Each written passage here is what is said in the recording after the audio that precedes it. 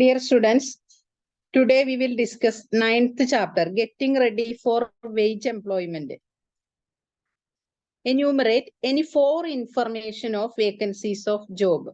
അതായത് തൊഴിൽ സാധ്യതകളെ കുറിച്ചുള്ള പ്രധാനപ്പെട്ട ഏതെങ്കിലും 4 സ്രോതസ്സുകൾ പറയാനാണ് പറയുന്നത്. അതിലൊന്നാമത്തെ എംപ്ലോയ്മെന്റ് എക്സ്ചേഞ്ചുകൾ, then second one television, radio, third mobile phone, fourth internet, 5 തൊഴിൽ വാർത്ത, 6 പത്രമാസികകൾ. അതായത് തൊഴിലവസരങ്ങളെ കുറിച്ച് നമുക്ക് ഇൻഫർമേഷൻ കിട്ടുന്ന പ്രധാന സ്രോതസ്സുകളെ കുറിച്ചാണ് ചോദിച്ചിട്ടുള്ളത്. ഇനി റിക്രൂട്ട്മെന്റിൽ മാനേജ്മെന്റ് കൺസൾട്ടന്റ്മാരുടെ പങ്ക് എന്താണ്? അതായത് state the role of management consultants in the process of recruitment. Management കൺസൾട്ടന്റ്മാർ തൊഴിലവസരങ്ങളെ കുറിച്ച് നല്ല അറിവും തൊഴിലന്വേഷകരും കൂടിയാണ്. ഇവർ ദേശീയ തലത്തിൽ പ്രവർത്തിക്കുന്ന ഏജൻസികളാകുന്നു. പ്രൈവറ്റ് മേഖലകളിലെ ഉദ്യോഗാർത്ഥികളെ തിരഞ്ഞെടുക്കാൻ സഹായിക്കുന്നവർ കൂടിയാണ് ഈ പറയുന്ന മാനേജ്മെന്റ് കൺസൾട്ടന്റ്മാർ. ഇനി തൊഴിലന്വേഷണവുമായി ബന്ധപ്പെട്ട അല്ലെങ്കിൽ ജോലിയുമായി ബന്ധപ്പെട്ട ഏറ്റവും പ്രധാനപ്പെട്ട ഒരു വേർഡാണ് റെസ്യൂം. റെസ്യൂം എന്നാൽ what is mean by resume? പേര്, മേൽവിലാസം, വിദ്യാഭ്യാസ യോഗ്യത, വൈദഗ്ധ്യം, വ്യക്തിത്വം തുടങ്ങിയവയുടെ അടിസ്ഥാനത്തിൽ അപേക്ഷകരുടെ യോഗ്യത തെളിയിക്കുന്ന വിവരങ്ങൾ അടങ്ങിയ ഒന്നാണ് റെസ്യൂം. അതായത് ഒരു അപേക്ഷകന്റെ ബയോഡേറ്റ, അതിനെയാണ് നമ്മൾ റെസ്യൂം എന്ന് പറയുന്നത്. ഇനി എന്തൊക്കെയാണ് name any 4 personal qualities of A job seeker? ഒരു തൊഴിൽ അന്വേഷകന്, ജോലി അന്വേഷിക്കുന്ന ഒരാൾക്ക് വേണ്ട പ്രധാനപ്പെട്ട ഗുണങ്ങൾ എന്തെല്ലാമാണെന്നാണ്. അതിലൊന്നാമത്തെ മെന്റൽ എബിലിറ്റി, അതായത് മാനസിക പാടവം, പിന്നെ തൊഴിലിനെ സംബന്ധിക്കുന്ന അറിവ്, പിന്നെ ഊർജ്ജസ്വലതയും ദീർഘദൃഷ്ടിയും, ആത്മവിശ്വാസം, അക്കൗണ്ടിംഗ് പരിജ്ഞാനം, മറ്റ് വ്യക്തിഗത ഗുണങ്ങൾ. ഇനി ഒരു ജോലിക്ക് അപേക്ഷിക്കുമ്പോൾ അല്ലെങ്കിൽ എന്താ പറയുന്നത്, ഒരു ഇന്റർവ്യൂ അറ്റൻഡ് ചെയ്യുമ്പോൾ, ഒരു തൊഴിലന്വേഷകൻ ഒരു ഇന്റർവ്യൂ അറ്റൻഡ് ചെയ്യുമ്പോൾ ആ ഇന്റർവ്യൂവിൽ നിന്ന് അല്ലെങ്കിൽ ആ ഗ്രൂപ്പ് ഡിസ്കഷനിൽ നിന്നും എന്തൊക്കെയാണ് ഇന്റർവ്യൂർ മനസ്സിലാക്കുന്നത്? ഗ്രൂപ്പ് ചർച്ചയിൽ ഇന്റർവ്യൂർ മനസ്സിലാക്കേണ്ട പ്രധാന ഗുണങ്ങളെ കുറിച്ചാണ് നമ്മൾ പറയുന്നത്. ഒരു ജോലിക്ക് ഒരു അപേക്ഷകൻ യോഗ്യനാണോ എന്ന് അയാളുടെ നേരിരുന്ന് നിരീക്ഷിച്ച് വിലയിരുത്തുന്ന ഏർപ്പാടാണ് ഇന്റർവ്യൂ. ഒരപേക്ഷകന്റെ വ്യക്തിത്വം, ബുദ്ധിശക്തി, ചുറുചുറുക്കു മനോഭാവം, ആശയവിനിമയ പാടവം എന്നിവയെ കുറിച്ചെല്ലാം മനസ്സിലാക്കണം. ഇനി റിക്രൂട്ട്മെന്റ് പ്രക്രിയയിൽ എംപ്ലോയ്മെന്റ് എക്സ്ചേഞ്ചിന് പല ഡ്യൂട്ടീസ് ഉണ്ട്, പല കടമകളുണ്ട്. അങ്ങനെ റിക്രൂട്ട്മെന്റ് പ്രക്രിയയിൽ എംപ്ലോയ്മെന്റ് എക്സ്ചേഞ്ചിനുള്ള പ്രധാനപ്പെട്ട ഡ്യൂട്ടീസിനെ കുറിച്ചാണ് പറയുന്നത്. അതില് എല്ലാത്തരം തൊഴിലാളികളെയും ജീവനക്കാരെയും തിരഞ്ഞെടുക്കാൻ എംപ്ലോയ്മെന്റ് എക്സ്ചേഞ്ചിന് സഹായിക്കാൻ കഴിയും. ഗവൺമെന്റും സ്വകാര്യ ഏജൻസികളും എംപ്ലോയ്മെന്റ് എക്സ്ചേഞ്ചുകൾ നടത്തുന്നുണ്ട്. റിക്രൂട്ട്മെന്റിനുള്ള നല്ലൊരു ഉറവിടമാണിത്. തൊഴിൽ തേടുന്നവരെയും ജീവനക്കാരെയും ആവശ്യമുള്ളവരെയും പരസ്പരം ബന്ധപ്പെടുത്തുകയാണ് എംപ്ലോയ്മെന്റ് എക്സ്ചേഞ്ച് ചെയ്യുന്നത്. അതായത് തൊഴിൽ അന്വേഷിക്കുന്നവരെയും അതേപോലെ തന്നെ ജീവനക്കാരെയും ആവശ്യമുള്ളവരെയും പരസ്പരം ബന്ധപ്പെടുത്തുന്നു. ഇനി ഒഴിവുള്ള തസ്തികകൾ നികത്താനുള്ള സ്രോതസ്സുകൾ എന്തൊക്കെയാണെന്നാണ് ചോദിക്കുന്നത്. അതിൽ പ്രധാനമായിട്ടും ആഭ്യന്തര ഉറവിടങ്ങള്, അതേപോലെ തന്നെ ബാഹ്യ ഉറവിടങ്ങള്. അതിൽ ആഭ്യന്തര ഉറവിടങ്ങളെ കുറിച്ച് പറയുമ്പോൾ, ആഭ്യന്തര ഉറവിടങ്ങൾ എന്ന് പറഞ്ഞാൽ സ്ഥാപനത്തിനകത്ത് നിന്ന് തന്നെ ആളെ കണ്ടെത്തൽ എന്നാണ് അർത്ഥം. അതായത് ഇപ്പോ ഒരു സംരംഭത്തിൽ അല്ലെങ്കിൽ ഒരു ഓർഗനൈസേഷനിൽ വർക്ക് ചെയ്യുന്ന ആളുകൾക്കിടയിൽ നിന്ന് തന്നെ ആ ഓർഗനൈസേഷനിലേക്ക് ആവശ്യമുള്ള തൊഴിലാളികളെ കണ്ടെത്തുക. അതിനെയാണ് നമ്മൾ ഇന്റേണൽ സോഴ്സസ് അല്ലെങ്കിൽ ആഭ്യന്തര ഉറവിടം എന്ന് പറയുന്നത്. പിന്നെ രണ്ടാമത് പറയുന്നതാണ് എക്സ്റ്റേണൽ സോഴ്സസ് അല്ലെങ്കിൽ ബാഹ്യ ഉറവിടം എന്ന് പറയുന്നത്. സ്ഥാപനത്തിന് പുറമെ നിന്ന് ജീവനക്കാരെ കണ്ടെത്തുന്നതിനെയാണ് ബാഹ്യമായ ഉറവിടങ്ങൾ എന്ന് പറയുന്നത്. പരസ്യം, television, internet, employment exchange, personal consultancy എന്നിവ ബാഹ്യ ഉറവിടങ്ങളാകുന്നു.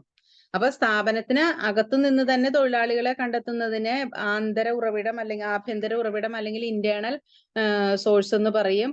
സ്ഥാപനത്തിന് പുറത്തുനിന്ന് തൊഴിലാളികളെ കണ്ടെത്തുന്നതിനെ ബാഹ്യ ഉറവിടം അല്ലെങ്കിൽ എക്സ്റ്റേണൽ സോഴ്സ് എന്ന് പറയും. ഇനി തൊഴിലവസരങ്ങളെ കുറിച്ചുള്ള വിവരങ്ങൾ നൽകുന്നതില് അച്ചടി മാധ്യമങ്ങൾക്ക്, അതായത് പ്രസ് മീഡിയയ്ക്കുള്ള പ്രാധാന്യം അല്ലെങ്കിൽ പങ്ക്, അതിനെ കുറിച്ചാണ് പറയുന്നത്.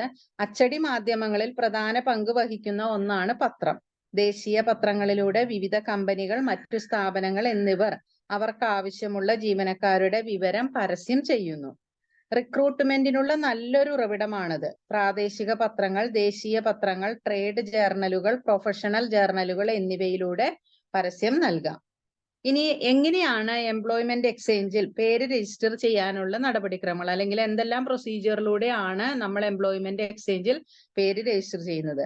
എംപ്ലോയ്മെന്റ് എക്സ്ചേഞ്ചിൽ നിന്ന് രജിസ്ട്രേഷൻ ഉള്ള ബാങ്ക് ഫോം അല്ലെങ്കിൽ കാർഡ് വാങ്ങി പൂരിപ്പിച്ചു കൊടുക്കണം. പേര്, മേൽവിലാസം, യോഗ്യത, ഉദ്ദേശിക്കുന്ന ജോലി, അച്ഛന്റെ പേര് മുതലായവ ഉൾപ്പെടുത്തണം.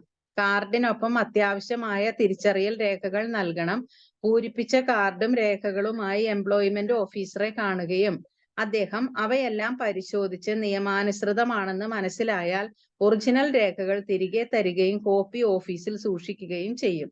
അതിനോടൊപ്പം എംപ്ലോയ്മെന്റ് കാർഡും നൽകും. അതായത് എംപ്ലോയ്മെന്റ് എക്സ്ചേഞ്ചിലെ പേര് രജിസ്റ്റർ ചെയ്യുന്നതിന് എന്റെ പ്രൊസീജിയർ ആണ്. ഫോം മേടിച്ച് ഫില്ല് ചെയ്ത് അതിൽ ചോദിച്ചിട്ടുള്ള ആവശ്യമായിട്ടുള്ള കാര്യങ്ങളെല്ലാം രേഖപ്പെടുത്തിയിട്ട് പൂരിപ്പിച്ച കാർഡും പിന്നെ അതിനുള്ള ഒറിജിനൽ രേഖകളുമായിട്ട് എംപ്ലോയ്മെന്റ് ഓഫീസറെ കാണണം. അദ്ദേഹം അവയെല്ലാം പരിശോധിച്ച് നിയമാനുസൃതമാണെന്ന് മനസ്സിലായാൽ ഒറിജിനൽ രേഖകൾ തിരികെ തരികയും കോപ്പി ഓഫീസിൽ സൂക്ഷിക്കുകയും ചെയ്യും. അതിനോടൊപ്പം എംപ്ലോയ്മെന്റ് കാർഡും നൽകുന്നു.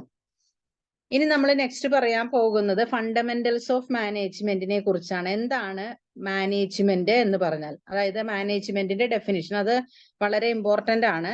സ്ഥാപനത്തിന്റെ ലക്ഷ്യങ്ങൾ നേടുന്നതിനായി ദുർലഭ വിഭവങ്ങളെ ഫലപ്രദമായി വിനിയോഗിക്കുന്ന ജോലി മറ്റുള്ളവരിലൂടെ നടത്തുന്ന കലയാണ് മാനേജ്മെന്റ്. അതായത് സ്ഥാപനത്തിന്റെ ഒബ്ജക്റ്റീവ്സ്, സ്ഥാപനത്തിന്റെ ലക്ഷ്യങ്ങൾ നേടുന്നതിനായിട്ട് ദുർലഭ വിഭവങ്ങളെ, അതായത് എന്താ പറയുന്ന പരിമിതമായ ദുർലഭ വിഭവങ്ങളെ ഫലപ്രദമായി വിനിയോഗിക്കുന്ന ജോലി, അത് വളരെ ഫലപ്രദമായി വിനിയോഗിക്കുന്ന ജോലി മറ്റുള്ളവരിലൂടെ നടത്തുന്ന കലയാണ് മാനേജ്മെന്റ്.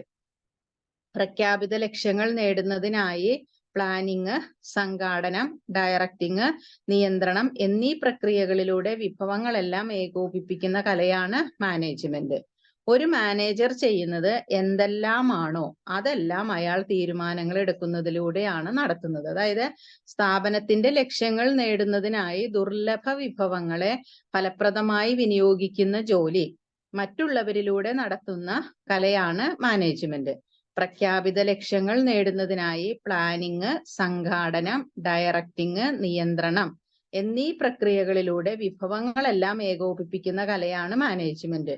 ഒരു മാനേജർ ചെയ്യുന്നത് എന്തെല്ലാമാണോ അതെല്ലാം അയാൾ തീരുമാനങ്ങൾ എടുക്കുന്നതിലൂടെയാണ് നടത്തുന്നത്. ഇനി what do you mean by coordination? എന്താണ് കോർഡിനേഷൻ എന്ന് പറഞ്ഞാൽ? കോർഡിനേഷൻ എന്ന് പറഞ്ഞാൽ ഏകോപനം എന്ന് പറയും. എന്താണ് ഏകോപനം എന്ന് പറഞ്ഞാൽ? സംഘടനയുടെ ലക്ഷ്യങ്ങൾ നേടുന്നതിന് വിവിധ യൂണിറ്റുകളുടെ പ്രവർത്തനങ്ങളെ സംയോജിപ്പിക്കുന്ന പ്രക്രിയക്കാണ് ഏകോപനം. അതായത് ഒരു സംഘടനയുടെ ലക്ഷ്യങ്ങൾ നേടുന്നതിന് വേണ്ടിയിട്ട് വിവിധ യൂണിറ്റുകളുടെ പ്രവർത്തനങ്ങളെ സംയോജിപ്പിക്കുന്ന പ്രക്രിയയാണ് ഏകോപനം. മാനേജ്മെന്റിന്റെ എല്ലാ തലങ്ങളിലും ഏകോപനം ആവശ്യമാണ്. ഇനി list different levels of management, വിവിധ തലത്തിലുള്ള മാനേജ്മെന്റിനെ കുറിച്ച് പറയാനാണ് പറയുന്നത്. അതിലെ മാനേജ്മെന്റിന്റെ വിവിധ തലങ്ങൾ ഏതെല്ലാം എന്നാണ് ചോദിച്ചേക്കണേ. അതിൽ ഉന്നതതല മാനേജ്മെന്റ്, മധ്യതല മാനേജ്മെന്റ്, അതേപോലെ തന്നെ താഴേക്കിടയിലുള്ള മാനേജ്മെന്റ്, അതായത് ടോപ്പ് ലെവൽ, മിഡിൽ ലെവൽ, അതേപോലെ തന്നെ എന്താ പറയുന്നത് ബോട്ടം. അപ്പോ ഉന്നതതല മാനേജ്മെന്റിൽ വരുന്ന ആളുകളാണ് ഡയറക്ടർ ബോർഡ്, ചീഫ് എക്സിക്യൂട്ടീവ്. മധ്യതല മാനേജ്മെന്റിൽ ഡിപ്പാർട്ട്മെന്റ് തലവന്മാര്, ബ്രാഞ്ച് മാനേജർ. പിന്നെ താഴേക്കിടയിലുള്ള മാനേജ്മെന്റിൽ സൂപ്പർവൈസർമാർ, സൂപ്രണ്ടുമാർ, സെക്ഷൻ ഓഫീസേഴ്സ് തുടങ്ങിയവര്. ഇനി എന്താണ് എസ്പ്രിറ്റ് ഡി കോർപ്സ് അല്ലെങ്കിൽ യൂണിയനി സ്ട്രെങ്ത്? എസ്പ്രിറ്റ് ഡി കോർപ്സ് എന്ന് പറഞ്ഞിട്ടുണ്ടെങ്കിൽ നമ്മൾ പറയും യൂണിയനി സ്ട്രെങ്ത്. ഐക്യമാണ് ബലം എന്നതാണ് ഈ തത്വത്തിന്റെ അർത്ഥം. തൊഴിലാളികൾക്കിടയിൽ ഐക്യം ഉണ്ടാക്കുവാനും സഹകരണ മനോഭാവത്തോടെ പണിയെടുക്കാനും തൊഴിലാളികളെ പ്രേരിപ്പിക്കുന്നതിന് മാനേജർ ആകുന്നതെല്ലാം ചെയ്യണം. അതായത് തൊഴിലാളികൾക്കിടയിൽ എന്താ പറയുന്നത് സഹകരണ മനോഭാവത്തോടെ പണിയെടുക്കാനും തൊഴിലാളികൾക്കിടയിൽ ഐക്യം ഉണ്ടാക്കാനും വേണ്ടിയിട്ട് തൊഴിലാളികളെ പ്രേരിപ്പിക്കുന്നതിന് ഒരു മാനേജർ, ഒരു സംരംഭത്തിന്റെ മാനേജർ ആകുന്നതെല്ലാം ചെയ്യണമെന്നാണ് പറയുന്നത്. ഇനി what do you mean by subordination of individual interest to general interest? വ്യക്തി താല്പര്യം പൊതു താല്പര്യത്തിന് വിധേയമാകുക എന്നതുകൊണ്ട് അർത്ഥമാക്കുന്നത് എന്ത്? മാനേജ്മെന്റും ജീവനക്കാരും തങ്ങളുടെ താല്പര്യത്തെ സ്ഥാപനത്തിന്റെ പൊതു താല്പര്യത്തിന് വിധേയമാക്കണം. വ്യക്തി താല്പര്യവും പൊതു താല്പര്യവും കോർത്തു വലിക്കുന്ന ഒരു സ്ഥിതി വന്നാൽ സ്ഥാപനത്തിന്റെ താല്പര്യത്തിനായി മുൻഗണന നൽകേണ്ടത്. അതായത് മാനേജ്മെന്റും ജീവനക്കാരും തങ്ങളുടെ താല്പര്യങ്ങളെ സ്ഥാപനത്തിന്റെ പൊതു താല്പര്യത്തിന് വിധേയമാക്കണം. വ്യക്തി താല്പര്യവും പൊതു താല്പര്യവും കോർത്തു വലിക്കുന്ന ഒരു സ്ഥിതി വന്നാൽ സ്ഥാപനത്തിന്റെ താല്പര്യത്തിനാണ് മുൻഗണന നൽകേണ്ടത്. ഇനി എന്താണ് define the term equity as A principle of management? Equity എന്ന് പറഞ്ഞിട്ടുണ്ടെങ്കിൽ ന്യായദീക്ഷ എന്ന് പറഞ്ഞാൽ നീതിയും ദയയുമാണ്. ഒരുപോലെയുള്ള സ്ഥാനങ്ങളോട് ഒരേപോലെ ന്യായമായും നീതിയോടും കൂടി പെരുമാറണം എന്നതാണ് ഈ തത്വം അനുശാസിക്കുന്നത്. അതായത് ന്യായദീക്ഷ, ഇക്വിറ്റി എന്ന് പറഞ്ഞാൽ ന്യായദീക്ഷ എന്ന് പറയും. അപ്പോ ന്യായദീക്ഷ എന്ന് പറഞ്ഞാൽ നീതിയും ദയയുമാണ്. ഒരുപോലെയുള്ള സ്ഥാനങ്ങളോട് ഒരേപോലെ ന്യായമായും നീതിയോടും കൂടി പെരുമാറണം എന്നതാണ് ഈ തത്വം അനുശാസിക്കുന്നത്. ഇനി എന്താണ് ചലന പഠനം? അതായത് മോഷൻ സ്റ്റഡി എന്ന് പറയും. ഒരു തൊഴിലാളിയുടെ ജോലി നിർവഹണത്തിൽ വേണ്ടി വരുന്ന പോക്കുവരവുകളെ കുറിച്ചുള്ള പഠനമാണിത്. അതായത് മോഷൻ സ്റ്റഡി എന്ന് പറഞ്ഞാൽ ഒരു വർക്കർ അല്ലെങ്കിൽ ഒരു തൊഴിലാളി, ഒരു ലേബർ, ഒരു തൊഴിലാളിയുടെ ജോലി നിർവഹണത്തിൽ വേണ്ടി വരുന്ന പോക്കുവരവുകളെ കുറിച്ചുള്ള പഠനമാണ് മോഷൻ സ്റ്റഡി. ഇനി explain the objectives of management. മാനേജ്മെന്റിലെ ലക്ഷ്യങ്ങൾ എന്തെല്ലാമെന്നാണ്. ഒന്നാമത്തെ സംഘടനാപരമായ ലക്ഷ്യങ്ങൾ, രണ്ടാമത്തെ സാമൂഹ്യ ലക്ഷ്യങ്ങൾ, മൂന്നാമത്തെ വ്യക്തിപരമായ ലക്ഷ്യങ്ങൾ. 3 തരത്തിലുള്ള ഒബ്ജക്റ്റീവ്സ് ആണ് മാനേജ്മെന്റിനുള്ളത്. ഒന്ന് സംഘടനാപരമായ ലക്ഷ്യങ്ങൾ, രണ്ടാമത്തെ സാമൂഹ്യ ലക്ഷ്യങ്ങൾ, മൂന്നാമത്തെ വ്യക്തിപരമായ ലക്ഷ്യങ്ങൾ. ഇനി മാനേജ്മെന്റിന്റെ ലക്ഷ്യങ്ങളെ കൂടുതൽ ഡീറ്റെയിൽഡ് ആയിട്ട് അല്ലെങ്കിൽ എന്തൊക്കെയാണ്, what are the objectives of management അല്ലെങ്കിൽ മാനേജ്മെന്റിന്റെ ലക്ഷ്യങ്ങൾ വിവരിക്കാൻ പറഞ്ഞാൽ, ഒന്ന് സ്ഥാപനത്തിന്റെ ലക്ഷ്യങ്ങൾ നേടുന്നതിനായി ദുർലഭമായ വിഭവങ്ങളെ ഫലപ്രദമായി വിനിയോഗിക്കുന്ന ജോലി മറ്റുള്ളവരിലൂടെ നടത്തുന്ന കല. അതായത് ഒരു സ്ഥാപനം എന്തിനു വേണ്ടി പ്രവർത്തിക്കുന്നു അല്ലെങ്കിൽ അതിന്റെ ലക്ഷ്യം എന്താണ്, ആ ലക്ഷ്യത്തിലേക്ക് എത്താൻ മാനേജ്മെന്റിന്റെ കയ്യിൽ അല്ലെങ്കിൽ ആ സ്ഥാപനത്തിന്റെ കയ്യിലുള്ള പരിമിതമായ വിഭവങ്ങൾ മാക്സിമം ഉപയോഗിച്ച് മറ്റുള്ളവരെ കൊണ്ട് ഉപയോഗിപ്പിച്ച് ആ സംരംഭത്തിന്റെ ലക്ഷ്യങ്ങളിലേക്ക് എത്തുക. അത്തരം കലയാണ് നമ്മൾ മാനേജ്മെന്റ് എന്ന് പറയുന്നത്. ഇനി മാനേജ്മെന്റിന്റെ പ്രഖ്യാപിത ലക്ഷ്യങ്ങൾ നേടുന്നതിനായിട്ട് പ്ലാനിങ്, സംഘാടനം, ഡയറക്റ്റിംഗ്, നിയന്ത്രണം എന്നീ പ്രക്രിയകളിലൂടെ വിഭവങ്ങളെല്ലാം ഏകോപിപ്പിക്കുന്ന കലയാണ് മാനേജ്മെന്റ്. അതായത് മാനേജ്മെന്റ് പ്രഖ്യാപിത ലക്ഷ്യങ്ങൾ നേടുന്നതിനായിട്ട് പ്ലാനിങ്, സംഘാടനം, ഡയറക്റ്റിംഗ്, നിയന്ത്രണം എന്നീ പ്രക്രിയകളിലൂടെ വിഭവങ്ങളെല്ലാം ഏകോപിപ്പിക്കുന്ന കലയാണ് മാനേജ്മെന്റ്. ഒരു മാനേജർ ചെയ്യുന്നത് എന്തെല്ലാമാണോ അതെല്ലാം അയാൾ തീരുമാനങ്ങൾ എടുക്കുന്നതിലൂടെയാണ് നടത്തുന്നത്. ഒരു മാനേജർ ചെയ്യുന്നത് എന്തെല്ലാമാണോ അതെല്ലാം അയാൾ എടുക്കുന്ന തീരുമാനങ്ങളിലൂടെയാണ് നടത്തുന്നത്. ഇനി ഇമ്പോർട്ടൻസ് ഓഫ് മാനേജ്മെന്റ്, മാനേജ്മെന്റിന്റെ പ്രാധാന്യത്തെ കുറിച്ചാണ് പറയുന്നത്.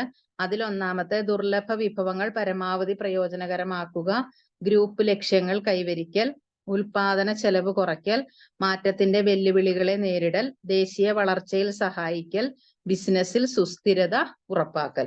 അതായത് മാനേജ്മെന്റിന്റെ പ്രധാന പ്രയോജനങ്ങൾ, മാനേജ്മെന്റിന്റെ പ്രയോജനങ്ങളെ കുറിച്ച് പറയുമ്പോൾ ഗ്രൂപ്പ് ലക്ഷ്യങ്ങൾ കൈവരിക്കൽ, അതേപോലെ ഉൽപാദന ചെലവ് കുറയ്ക്കൽ, മാറ്റത്തിന്റെ വെല്ലുവിളികളെ നേരിടൽ, ദേശീയ വളർച്ചയിൽ സഹായിക്കൽ, ബിസിനസ്സിൽ സുസ്ഥിരത ഉറപ്പാക്കൽ. ഇനി എന്തൊക്കെയാണ് മാനേജ്മെന്റിന്റെ ക്യാരക്ടറിസ്റ്റിക്സ് അല്ലെങ്കിൽ സ്വഭാവ സവിശേഷതകൾ? അതിലൊന്നാമത് പറയുന്നത് മാനേജ്മെന്റ് സ്ഥാപനത്തിന്റെ ലക്ഷ്യങ്ങൾ നേടുന്നതിനായിട്ട് മാനേജ്മെന്റ് ദുർലഭ വിഭവങ്ങളെ ഫലപ്രദമായി വിനിയോഗിക്കുന്ന ജോലി മറ്റുള്ളവരിലൂടെ നടത്തുന്നു. ഇനി പ്രഖ്യാപിത ലക്ഷ്യങ്ങൾ നേടുന്നതിനായി പ്ലാനിങ്, സംഘാടനം, ഡയറക്റ്റിംഗ്, നിയന്ത്രണം എന്നീ പ്രക്രിയകളിലൂടെ വിഭവങ്ങളെല്ലാം ഏകോപിപ്പിക്കുന്ന കലയാണ് മാനേജ്മെന്റ്. ഒരു മാനേജർ ചെയ്യുന്നത് എന്തെല്ലാമാണോ അതെല്ലാം അയാൾ തീരുമാനങ്ങൾ എടുക്കുന്നതിലൂടെ നടത്തുന്നു. ഇനി അതിന്റെ ഫീച്ചേഴ്സിനെ കുറിച്ച് പറയുകയാണെങ്കിൽ, ഒന്നാമത് മാനേജ്മെന്റ് ലക്ഷ്യാത്മകമാണ്. മാനേജ്മെന്റ് തീർത്തും വ്യത്യസ്തമായ ഒരു പ്രവർത്തനമാണ്. പിന്നെ അതൊരു പ്രക്രിയയാണ്. മാനേജ്മെന്റ് ഒരു സാമൂഹ്യ പ്രക്രിയയാണ്. മാനേജ്മെന്റ് അധികാര സംവിധാനമാണ്. പിന്നെ മാനേജ്മെന്റ് എല്ലാ തലത്തിലും വേണം. മാനേജ്മെന്റ് തത്വങ്ങൾ ചലനാത്മകമാണ്. കൂട്ടായ ശ്രമം പെരുമാറ്റത്തെ സ്വാധീനിക്കുന്നു. മാനേജ്മെന്റ് ഒരു അദൃശ്യ ശക്തിയാണ്. മാനേജ്മെന്റ് സാർവലൗകികമാണ്. അതൊരു ഏകോപന ശക്തിയാണ്. അപ്പൊ മാനേജ്മെന്റിന് പ്രധാനമായിട്ടും 12 ഫീച്ചേഴ്സ് ആണുള്ളത്. ഒന്ന് മാനേജ്മെന്റ് ലക്ഷ്യാത്മകമാണ്. മാനേജ്മെന്റ് തീർത്തും വ്യത്യസ്തമായ ഒരു പ്രവർത്തനമാണ്. അതൊരു പ്രക്രിയയാണ്. മാനേജ്മെന്റ് ഒരു സാമൂഹ്യ പ്രക്രിയയാണ്. മാനേജ്മെന്റ് അധികാര സംവിധാനമാണ്. പിന്നെ മാനേജ്മെന്റ് എല്ലാ തലത്തിലും വേണം. മാനേജ്മെന്റ് തത്വങ്ങൾ ചലനാത്മകമാണ്. കൂട്ടായ ശ്രമങ്ങൾ പെരുമാറ്റത്തെ സ്വാധീനിക്കുന്നു. അതേപോലെ തന്നെ മാനേജ്മെന്റ് ഒരു അദൃശ്യ ശക്തിയാണെന്നാണ് പറയുന്നത്. പിന്നെ മാനേജ്മെന്റ് സാർവലൗകികമാണ്. അതൊരു ഏകോപന ശക്തിയാണ്. ഇനി മാനേജ്മെന്റ് തത്വങ്ങളിൽ അച്ചടക്കം എന്ന തത്വം വിശദീകരിക്കുക. അതില് അധികാരം ഏൽപ്പിച്ചു കൊടുക്കൽ അല്ലെങ്കിൽ ഡെലിഗേഷൻ എന്ന് പറയും. എന്താണ് ഡെലിഗേഷൻ അഥവാ അധികാരം ഏൽപ്പിച്ചു കൊടുക്കൽ?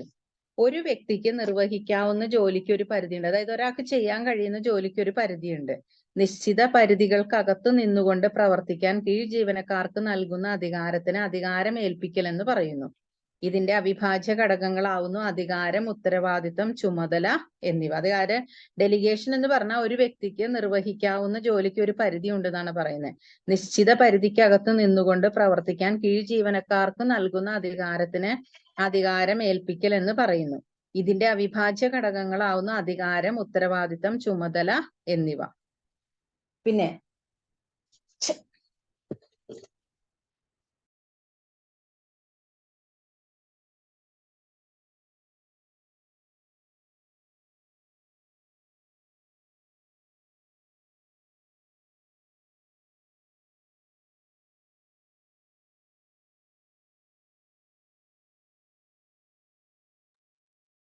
Next authority.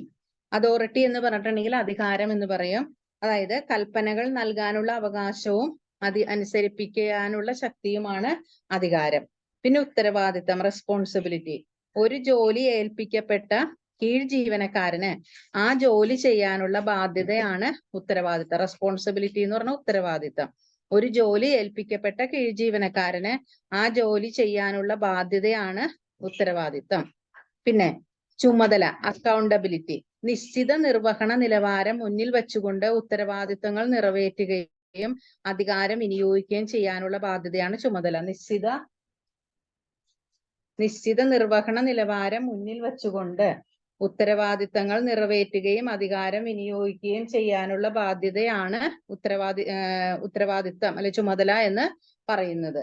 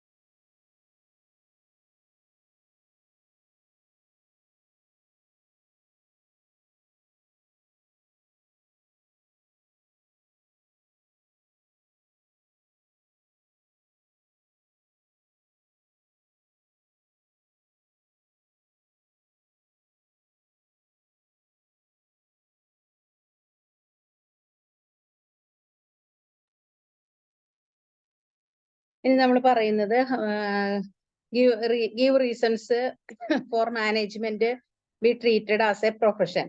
മാനേജ്മെന്റിനെ ഒരു പ്രൊഫഷൻ ആയിട്ട് കണക്കാക്കുന്നത് എന്തുകൊണ്ടാണെന്ന്.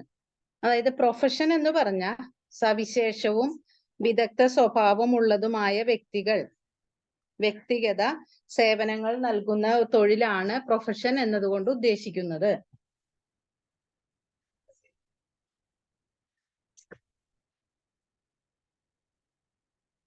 അതായത് പ്രൊഫഷൻ എന്ന് പറഞ്ഞാൽ സവിശേഷവും വിദഗ്ധ സ്വഭാവമുള്ളതുമായ വ്യക്തിഗത സേവനങ്ങൾ നൽകുന്ന ഒരു തൊഴിലാണ് പ്രൊഫഷൻ.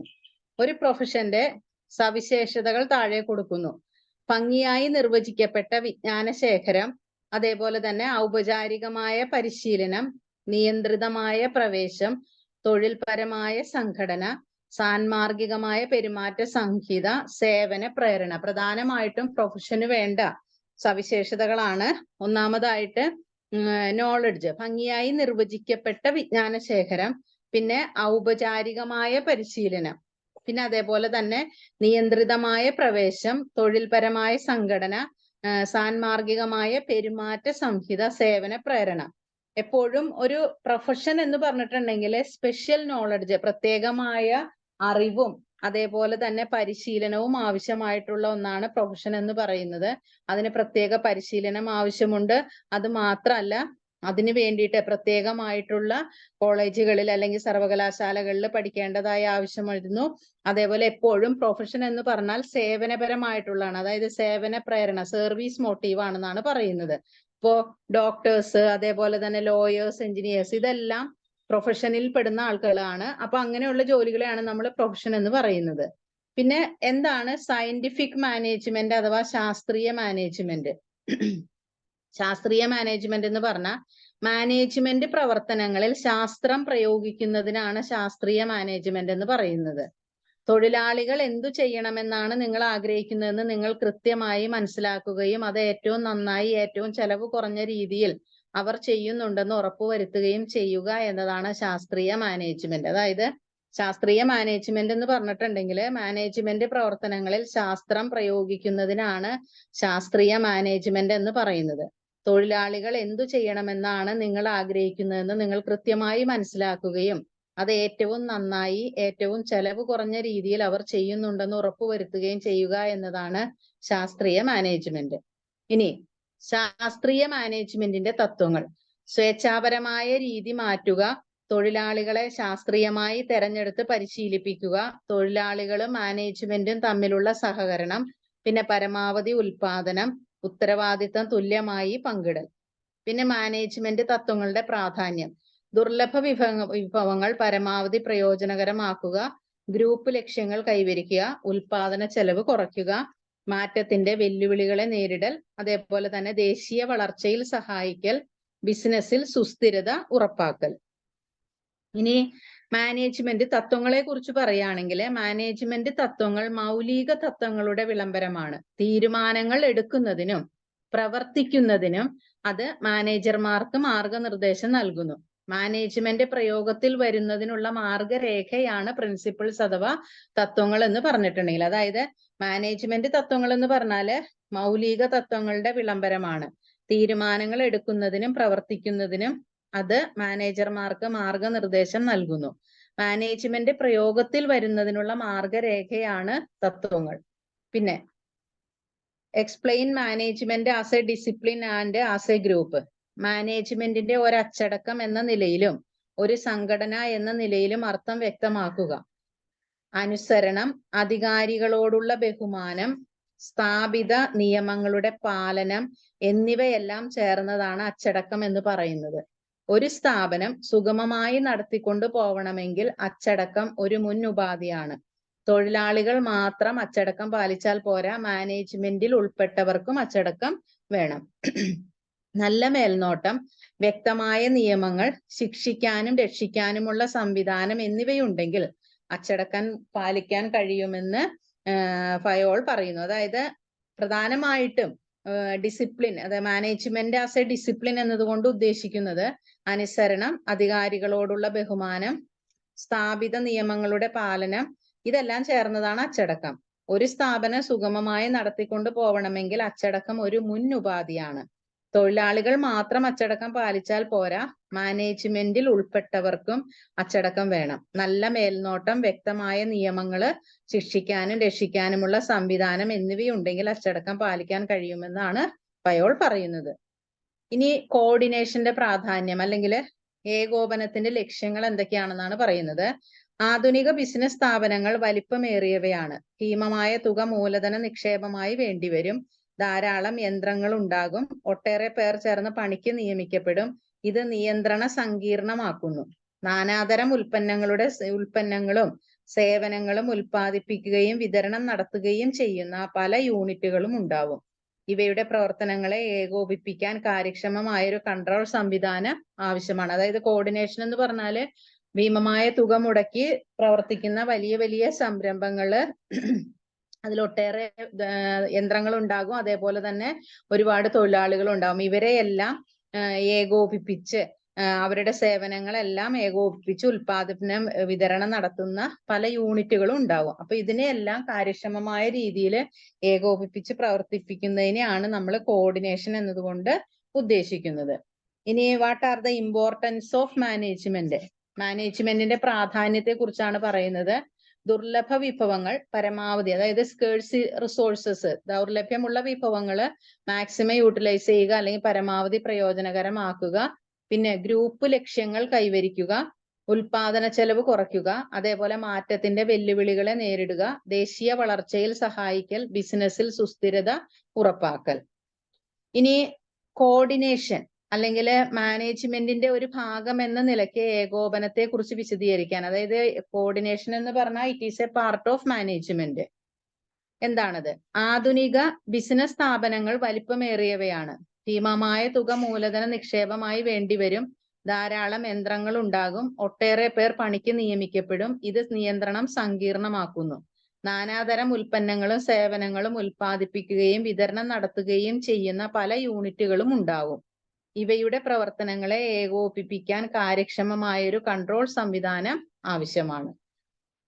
അപ്പൊ കോർഡിനേഷൻ ഉണ്ടെങ്കിൽ മാത്രമേ വിവിധങ്ങളായിട്ടുള്ള സംരംഭ പ്രവർത്തനങ്ങളെ ഒരുമിപ്പിച്ച് കൊണ്ടുപോകാനായിട്ട് സാധിക്കുള്ളൂ. ഇനി മാനേജ്മെന്റിന്റെ ഫങ്ഷൻസിനെ കുറിച്ച് പറയുമ്പോൾ ഒന്നാമതായിട്ട് നമ്മൾ പറയുന്നത് ടോപ്പ് ലെവൽ മാനേജ്മെന്റ് അഥവാ ഉന്നതതല മാനേജ്മെന്റ്. സ്ഥാപനത്തിന്റെ ലക്ഷ്യങ്ങൾ തീരുമാനിച്ച് നൽകുന്നു, പ്ലാനുകളും നയങ്ങളും നടപ്പാക്കുന്നു, ഡിപ്പാർട്ട്മെന്റ് മേധാവികൾക്ക് ആവശ്യമായ നിർദ്ദേശം നൽകുന്നു, മധ്യതലത്തിലെ പ്രവർത്തനങ്ങൾക്ക് വേണ്ട എക്സിക്യൂട്ടീവുകളെ നിയമിക്കുന്നു, വിവിധ പ്രവർത്തനങ്ങളെ ഏകോപിപ്പിക്കുന്നു, സ്ഥാപനത്തിലെ എല്ലാ ഡിപ്പാർട്ട്മെന്റുകളുടെയും നിയന്ത്രണം നിർവഹിക്കുന്നു, പുറം ലോകവുമായി നല്ല ബന്ധം സ്ഥാപിക്കുകയും നിലനിർത്തുകയും ചെയ്യുന്നു. അപ്പോൾ ടോപ്പ് ലെവൽ മാനേജ്മെന്റ് അല്ലെങ്കിൽ ഉന്നതതല മാനേജ്മെന്റിന്റെ ചുമതലകളാണ് നമ്മൾ ഈ പറഞ്ഞത്. സ്ഥാപനത്തിന്റെ ലക്ഷ്യങ്ങൾ തീരുമാനിച്ച് നൽകുന്നു, പ്ലാനുകളും നയങ്ങളും തയ്യാറാക്കുന്നു, ഡിപ്പാർട്ട്മെന്റ് മേധാവികൾക്ക് ആവശ്യമായ നിർദ്ദേശം നൽകുന്നു, മധ്യതലത്തിലെ പ്രവർത്തനങ്ങൾക്ക് വേണ്ട എക്സിക്യൂട്ടീവുകളെ നിയമിക്കുന്നു, വിവിധ പ്രവർത്തനങ്ങളെ ഏകോപിപ്പിക്കുന്നു, സ്ഥാപനത്തിലെ എല്ലാ ഡിപ്പാർട്ട്മെന്റുകളുടെയും നിയന്ത്രണം നിർവഹിക്കുന്നു, പിന്നെ പുറം ലോകവുമായി നല്ല ബന്ധം സ്ഥാപിക്കുകയും നിലനിർത്തുകയും ചെയ്യുന്നു. ഇനി മധ്യതല മാനേജ്മെന്റ്. ഉന്നതതല മാനേജ്മെന്റ് കൈക്കൊണ്ട നയപരമായ തീരുമാനങ്ങൾ നടപ്പിലാക്കുക. ഉന്നതതല മാനേജ്മെന്റ് നിശ്ചയിച്ച നയങ്ങൾ താഴെ തട്ടിലുള്ളവരെ അറിയിക്കുക. തങ്ങളുടേതായ ഡിപ്പാർട്ട്മെന്റ് നിർവഹിക്കേണ്ടതായ പ്രവർത്തനങ്ങൾ പ്ലാൻ ചെയ്യുക. താഴെ തട്ടിലുള്ള മാനേജർമാർക്ക് ആവശ്യമായ നിർദ്ദേശം നൽകുക. ഡിപ്പാർട്ട്മെന്റിലെ ജീവനക്കാരുടെ ജോലി നിർവഹണം വിലയിരുത്തുകയും ആവശ്യമെങ്കിൽ തിരുത്തൽ നടപടികൾ സ്വീകരിക്കുകയും ചെയ്യുക. ഡിപ്പാർട്ട്മെന്റ് പ്രവർത്തനങ്ങളെ പറ്റി ഉന്നത മാനേജർമാർക്ക് റിപ്പോർട്ട് നൽകുക. മെച്ചപ്പെട്ട കാര്യനിർവഹണത്തിനായി കീഴ്തല മാനേജർമാരെ പ്രലോഭിപ്പിക്കുക. മറ്റു ഡിപ്പാർട്ട്മെന്റുകളുമായി സഹകരിക്കുക. ഇത്രയുമാണ് ടോപ്പ് ലെവൽ മാനേജ്മെന്റിന്റെ പ്രധാനപ്പെട്ട ചുമതലകൾ. ഇനി രണ്ടാമത് പറയുന്നത് ലോവർ ലെവൽ മാനേജ്മെന്റിനെ കുറിച്ചാണ്. ലോവർ ലെവൽ മാനേജ്മെന്റിനെ നമ്മൾ സൂപ്പർവൈസറി അല്ലെങ്കിൽ ഓപ്പറേഷണൽ എന്നുകൂടി പറയുന്നു. ഇനി ലോവർ ലെവൽ മാനേജ്മെന്റിന്റെ പ്രധാനപ്പെട്ട ചുമതലകളിൽ അധികാരികൾ നിശ്ചയിച്ച ലക്ഷ്യത്തിന്റെ പരിധിയിൽ ഒതുങ്ങുന്ന വിധത്തിൽ ദൈനംദിന ഉൽപാദനവും മറ്റു പ്രവർത്തനങ്ങളും പ്ലാൻ ചെയ്യുക. തൊഴിലാളികളിൽ ഓരോരുത്തർക്കും അവർ നിർവഹിക്കേണ്ടതായ ജോലികൾ ഏൽപ്പിച്ചു കൊടുക്കുക. ഓരോ മണിക്കൂറിലും പ്രവർത്തന ഫലം നിരീക്ഷിക്കുക.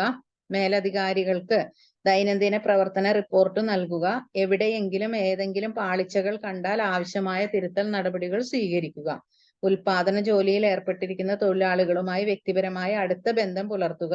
മേധാവിമാർ നിശ്ചയിച്ച പരിധിയിൽ ഒതുങ്ങി നിന്നുകൊണ്ട് നയപരമായ തീരുമാനങ്ങൾ നടപ്പാക്കുക. തൊഴിലാളികളുടെ പ്രശ്നങ്ങൾ മനസ്സിലാക്കുകയും അത്തരം പ്രശ്നങ്ങൾ ഉണ്ടാകുമ്പോൾ അവ പരിഹരിക്കാൻ ശ്രമിക്കുകയും ചെയ്യുക. തൊഴിലാളികൾക്ക് പണിസ്ഥലത്ത് വെച്ച് തന്നെ പരിശീലനം നൽകുക. ജീവനക്കാരുടെ പരാതികളും നിർദ്ദേശങ്ങളും ഉന്നത അധികാരികളെ അറിയിക്കുക.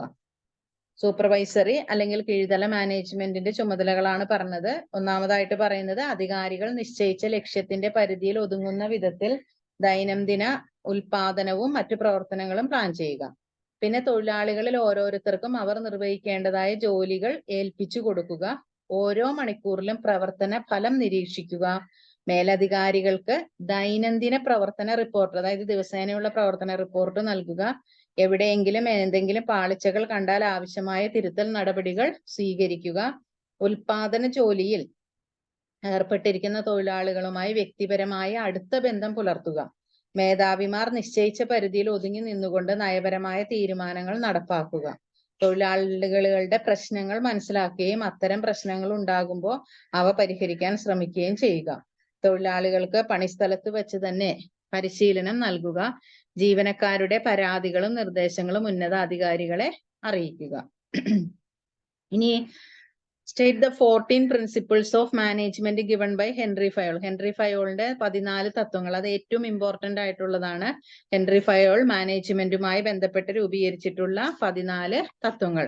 അതിൽ ഒന്നാമതായിട്ട് പറയുന്നത് തൊഴിൽ വിഭജനം, ഡിവിഷൻ ഓഫ് ലേബർ എന്ന് പറയും. തൊഴിൽ വിഭജനത്തിന് പറയുന്ന മറ്റൊരു, അതായത് division of labour. Division of labour എന്ന് പറഞ്ഞാൽ ഒരു ജോലിയെ വിവിധ ആളുകൾക്കായിട്ട് വീതിച്ചു കൊടുക്കുക. അതാണ് തൊഴിൽ വിഭജനം എന്നുകൊണ്ട് ഉദ്ദേശിക്കുന്നത്. അപ്പോ തൊഴിൽ വിഭജനം ഓരോ തൊഴിലാളികളുടെയും കാര്യക്ഷമത വർദ്ധിപ്പിക്കുന്നു. ഓരോ തൊഴിലാളിയും ഒരു ചെറിയ ജോലിയുടെ ഒരു ചെറിയ ഭാഗം നിർവഹിക്കുമ്പോൾ സ്വാഭാവികമായിട്ടും ഓരോരുത്തരും തങ്ങൾ ചെയ്യുന്ന ജോലിയിൽ വളരെയധികം കാര്യക്ഷമതയുള്ളവരായിട്ട് മാറുന്നു.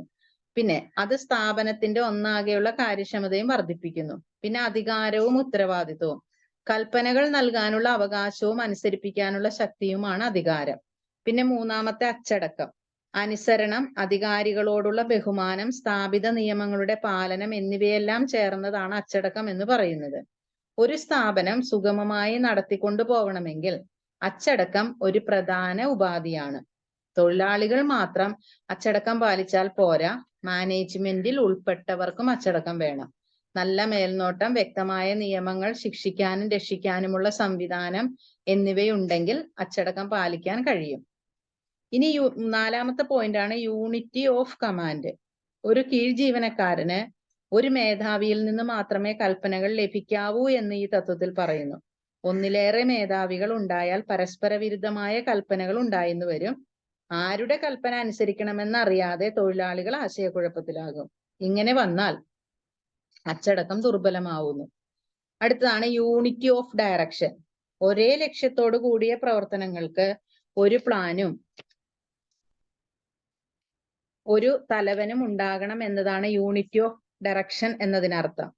Unity of direction unity of കമാൻഡിൽ നിന്നും വ്യത്യസ്തമാണ്. ബിസിനസ് സ്ഥാപനത്തിന്റെ പ്രവർത്തനത്തെ ഒന്നാകെ എടുത്തിട്ടുള്ളതാണ് unity of direction. Unity of command ആകട്ടെ ജീവനക്കാരുടെ കൃത്യനിർവഹണം സംബന്ധിച്ചുള്ളതാണ്. അടുത്ത പോയിന്റ് ആറാമത്തേതാണ് വ്യക്തി താല്പര്യം പൊതു താല്പര്യത്തിന് വിധേയമാകുന്നു. ഒരു സ്ഥാപനത്തിൽ പണിയെടുക്കുന്ന ആളുകളുടെ വ്യക്തി താല്പര്യങ്ങളെക്കാൾ പ്രധാനമാണ് സ്ഥാപനത്തിന്റെ പൊതുവായ താല്പര്യം. മാനേജ്മെന്റും ജീവനക്കാരും തങ്ങളുടെ താല്പര്യത്തെ സ്ഥാപനത്തിന്റെ പൊതു താല്പര്യത്തിന് വിധേയമാക്കുന്നു.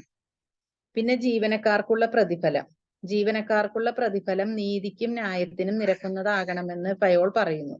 ഏൽപ്പിച്ച ജോലി, ജീവിത ചിലവ്, തൊഴിലാളികൾക്കുള്ള ക്ഷാമം, ബിസിനസ് സ്ഥാപനത്തിന്റെ സാമ്പത്തിക സ്ഥിതി, അതേ വ്യവസായത്തിൽ തത്തുല്യമായ ജോലിക്ക് നൽകി വരുന്ന ശരാശരി വേതന നിരക്ക് എന്നിവയുടെ അടിസ്ഥാനത്തിൽ വേതന നിർണയം നടത്തുകയാണ് ന്യായമായ പ്രതിഫലം ഉറപ്പുവരുത്തുന്നതിനുള്ള മാർഗം. ഇനി അടുത്തത് സെൻട്രലൈസേഷൻ അഥവാ കേന്ദ്രീകരണം. ചുരുക്കം ചിലരുടെ കൈകളിൽ അധികാരം കേന്ദ്രീകരിക്കുന്നതിനാണ് കേന്ദ്രീകരണം എന്ന് പറയുന്നത്. Then 9th scalar chain. പരമാധികാരി മുതൽ ഏറ്റവും താഴെ തലം വരെയുള്ള മേധാവിമാരുടെ ശൃംഖലയാണ്. അതായത് ഏറ്റവും ഓണർ മുതൽ ഏറ്റവും ലോവർ താഴെ വരെയുള്ള മേധാവികളുടെ ശൃംഖലയാണ് സ്കേലാർ ചെയിൻ. ഫലപ്രദമായ ആശയവിനിമയവും യൂണിറ്റി ഓഫ് കമാൻഡും ഉണ്ടാകുമെന്ന് ഉറപ്പുവരുത്താൻ സ്കേലാർ ചെയിൻ എന്നറിയപ്പെടുന്ന തട്ടുതട്ടായുള്ള സംവിധാനം ആവശ്യമാണെന്ന് ഫയോൾ പറയുന്നു. പിന്നെ ഓർഡർ, ക്രമം. ശരിയായ ജോലിക്ക് ശരിയായ ആൾ, ശരിയായ സാധനം, ശരിയായ സ്ഥാനത്ത്, ഇതാണ് ക്രമം എന്ന തത്വം കൊണ്ട് ഉദ്ദേശിക്കുന്നത്. ഒരു സ്ഥാപനത്തിൽ സാമൂഹികവും ഭൗതികവുമായ ക്രമം ഉണ്ടായിരിക്കണം. സാമൂഹിക ക്രമം എന്ന് പറഞ്ഞാൽ ഓരോ വ്യക്തിക്കും ഓരോ സ്ഥാനം ഉണ്ടാകണമെന്നും അവർക്ക് നിശ്ചയിച്ച സ്ഥാനത്ത് ഉണ്ടാകണമെന്നുമാണ് അർത്ഥം. പിന്നെ ഇക്വിറ്റി അഥവാ ന്യായദീക്ഷ. ഇക്വിറ്റി എന്ന് പറഞ്ഞാൽ നീതിയും ദയയുമാണ്. ഒരുപോലെ ന്യായമായും നീതിയോടും കൂടിയും പെരുമാറണമെന്ന് ഈ തത്വം അനുശാസിക്കുന്നു. കീഴ് ജീവനക്കാരോട് മേധാവികൾ നിഷ്പക്ഷമായി പെരുമാറണം. പിന്നെ ജീവനക്കാർക്ക് ജോലി കാലാവധി സ്ഥിരത. മാനേജർമാരെയും തൊഴിലാളികളെയും അവരുടെ സ്ഥാനങ്ങളിൽ നിന്ന് ഇടയ്ക്കിടെ മാറ്റരുതെന്ന് ഫയോൾ ഊന്നി പറയുന്നു. പുതിയൊരു ജോലിയുമായി ഇണങ്ങിച്ചേരാൻ കുറെ സമയം വേണ്ടിവരും. പിന്നെ മുൻകൈ. ഒരു പ്ലാൻ ആലോചിച്ച് ഉറപ്പിച്ച് നടപ്പാക്കുന്നതിനാണ് മുൻകൈ എടുക്കുക എന്ന് പറയുന്നത്. ലാസ്റ്റ് 14ാമത്തെ പോയിന്റ് ആണ് എസ്പിരിറ്റ് ഡി കോർപ്പസ്, അതായത് യൂണിയനി സ്ട്രെങ്ത്. ഐക്യമാണ് ബലം എന്നതാണ് ഈ തത്വത്തിന്റെ അർത്ഥം. തൊഴിലാളികൾക്കിടയിൽ ഐക്യബോധം വളർത്തി സഹകരണ മനോഭാവത്തോടെ പണിയെടുക്കാൻ തൊഴിലാളികളെ പ്രേരിപ്പിക്കുന്നതിന് മാനേജർ ആകുന്നതെല്ലാം ചെയ്യുന്നു. അപ്പൊ നമ്മൾ പറഞ്ഞത് ഫയോളിന്റെ 14 പോയിന്റുകളാണ്. അതിലൊന്നാമത്തെ തൊഴിൽ വിഭജനം, രണ്ടാമത്തെ അധികാരവും ഉത്തരവാദിത്വവും, 3 അച്ചടക്കം, 4 unity of command, 5 unit of direction, 6 വ്യക്തി താല്പര്യം പൊതു താല്പര്യത്തിന് വിധേയമാക്കുക, 7 ജീവനക്കാർക്കുള്ള പ്രതിഫലം, 8 കേന്ദ്രീകരണം, 9 സ്കേലാർ ചെയിൻ, 10 ക്രമം, 11 ഇക്വിറ്റി അഥവാ ന്യായദീക്ഷ, 12 ജീവനക്കാർക്ക് ജോലി കാലാവധി സ്ഥിരത, പിന്നെ 13 മുൻകൈ, 14 എസ്പിരിറ്റ് ഡി കോർപ്പസ്. ഇനി സയന്റിഫിക് മാനേജ്മെന്റിന്റെ പിതാവായി അറിയപ്പെടുന്ന ആളാണ് FW ടൈലർ. അദ്ദേഹത്തിന്റെ തത്വങ്ങളെ കുറിച്ചാണ് പറയുന്നത്. അതായത് സയന്റിഫിക് മാനേജ്മെന്റിന്റെ തത്വങ്ങളെ കുറിച്ച് സയന്റിഫിക് മാനേജ്മെന്റിന്റെ പിതാവായ FW ടൈലർ പറഞ്ഞിട്ടുള്ളത്. അതിലൊന്നാമത്തെ വർക്ക് സ്റ്റഡീസ്. ഒരു എന്റർപ്രൈസിലെ വിവിധ പ്രവർത്തനങ്ങളുടെ കാര്യക്ഷമതയെ കുറിച്ചുള്ള സംഘടിതവും വസ്തുനിഷ്ഠവും വ്യവസ്ഥാപിതവും വിശകലപരവും നിർണായകവുമായ വിലയിരുത്തലിനെ വർക്ക് സ്റ്റഡീസ് എന്ന് സൂചിപ്പിക്കുന്നു. മനുഷ്യന്റെ പ്രവർത്തനത്തെ അതിന്റെ എല്ലാ സന്ദർഭങ്ങളിലും പരിശോധിക്കുന്നതിനും വ്യവസ്ഥാപിതമായി നയിക്കുന്നതുമായ സാങ്കേതിക വിദ്യകളുടെ പൊതുവായ പദമാണിത്. പ്രവർത്തനങ്ങളുടെ കാര്യക്ഷമതയെയും സമ്പദ് വ്യവസ്ഥയെയും ബാധിക്കുന്ന എല്ലാ ഘടകങ്ങളുടെയും അന്വേഷണമാണിത്. വർക്ക് സ്റ്റഡിയിൽ ഉൾപ്പെടുന്ന ടെക്നിക്കുകളാണ് താഴെ കൊടുത്തിരിക്കുന്നത്. അതിലൊന്നാമത്തെ വർക്ക് സ്റ്റഡിയിൽ വരുന്ന ഒന്നാമത്തെ ടെക്നിക്ക് മെത്തേഡ് സ്റ്റഡി. എന്താണ് മെത്തേഡ് സ്റ്റഡി എന്ന് പറഞ്ഞാൽ? ഒരു പ്രത്യേക ജോലി ചെയ്യുന്നതിനുള്ള ഏറ്റവും മികച്ച രീതി അറിയുന്നതിനാണ് ഈ പഠനം നടത്തുന്നത്. മെറ്റീരിയലുകളിലൂടെ സഞ്ചരിക്കുന്ന ദൂരം കുറയ്ക്കുന്നതിന് ഇത് സഹായിക്കുന്നു. കൂടാതെ അസംസ്കൃത വസ്തുക്കളുടെയും ചരക്കുകളുടെയും കൈമാറ്റം ചെയ്യൽ, ഗതാഗതം എന്നിവയും മെച്ചപ്പെടുത്തുന്നു. അതായത് ഒരു പ്രത്യേക ജോലി ചെയ്യുന്നതിനുള്ള ഏറ്റവും മികച്ച രീതി അറിയുന്നതിനാണ് ഈ മെത്തേഡ് സ്റ്റഡി അല്ലെങ്കിൽ പഠന രീതി ഉപയോഗിക്കുന്നത്. മെറ്റീരിയലുകളിലൂടെ സഞ്ചരിക്കുന്ന ദൂരം കുറയ്ക്കുന്നതിന് ഇത് സഹായിക്കുന്നു. കൂടാതെ അസംസ്കൃത വസ്തുക്കളുടെയും ചരക്കുകളുടെയും കൈമാറ്റം ചെയ്യൽ, ഗതാഗതം എന്നിവയും മെച്ചപ്പെടുത്തുന്നു. പിന്നെ മോഷൻ സ്റ്റഡി, ചലനാത്മക പഠനം എന്ന് പറയും. ഒരു ജോലി നിർവഹിക്കുന്നതിന് ആവശ്യമായ ഒരു വ്യക്തിയും ശരീരത്തിന്റെയും കൈകാലുകളുടെയും ചലനത്തെ സൂക്ഷ്മമായി നിരീക്ഷിക്കുന്ന ഒരു സാങ്കേതികതയാണ് ചലനാത്മക പഠനം. ഉപയോഗശൂന്യമായ ചലനങ്ങൾ ഇല്ലാതാക്കുന്നതിനും ഒരു പ്രത്യേക ജോലി ചെയ്യുന്നതിനുള്ള മികച്ച രീതി കണ്ടെത്തുന്നതിനും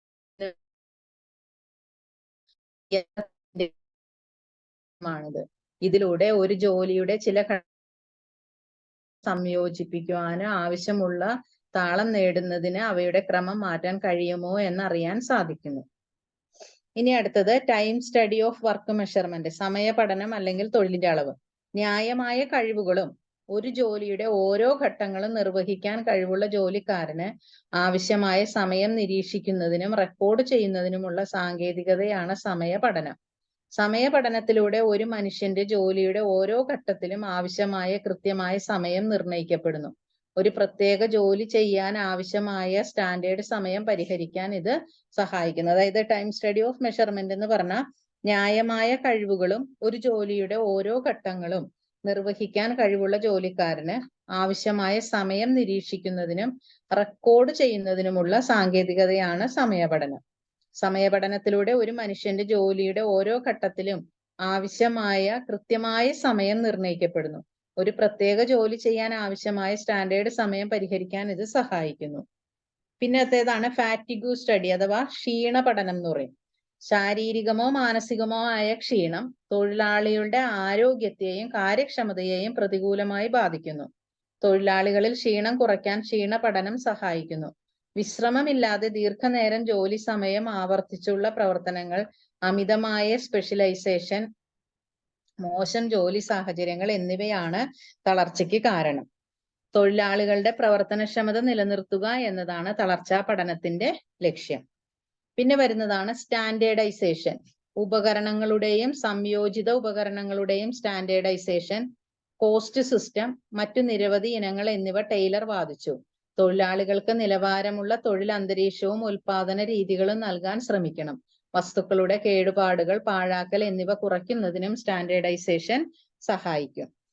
പിന്നെ ഫങ്ഷണൽ ഫോർമാൻഷിപ്പ്. ഫാക്ടറിയിൽ സ്പെഷ്യലൈസേഷൻ ഏർപ്പെടുത്തണമെന്ന് ടൈലർ വാദിച്ചു. ഇതിനായി അദ്ദേഹം ഫങ്ഷണൽ ഫോർമാൻഷിപ്പ് നടത്തണമെന്ന് ആവശ്യപ്പെട്ടു. നിരവധി സ്പെഷ്യലിസ്റ്റ് ഫോർമാൻമാർ ഒരു തൊഴിലാളിയുടെ മേൽനോട്ടം ഉൾക്കൊള്ളുന്ന ഓർഗനൈസേഷന്റെ ഒരു രൂപമാണ് ഫങ്ഷണൽ ഫോർമാൻഷിപ്പ്.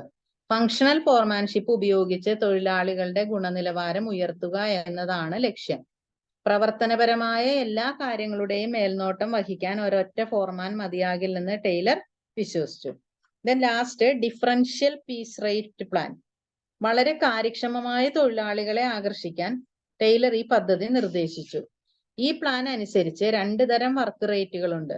ഒന്ന് കുറവും മറ്റൊന്ന് കൂടുതലുമാണ്. കാര്യക്ഷമതയുടെ നിലവാരം നിർണ്ണയിക്കുന്നത് ഒരു ദിവസത്തിലെ യൂണിറ്റുകളുടെ എണ്ണം അല്ലെങ്കിൽ സ്റ്റാൻഡേർഡ് സമയമാണ്.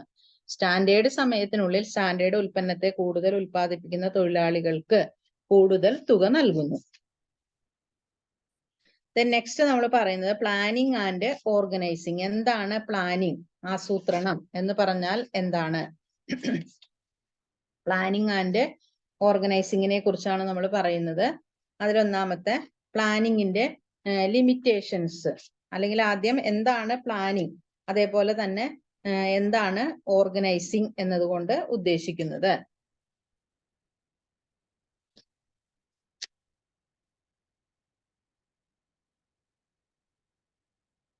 പ്ലാനിങ് എന്നാൽ എന്ത്? What is mean by planning?